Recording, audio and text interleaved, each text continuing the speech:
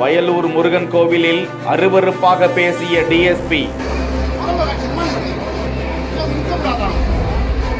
பக்தரை பார்த்து செருப்பை கழற்றி அடிச்சிடுவேன் என கூறியதால் பக்தி ஸ்தலத்தில் நேர்ந்த சங்கடம். வைரலாகும் டிஎஸ்பி.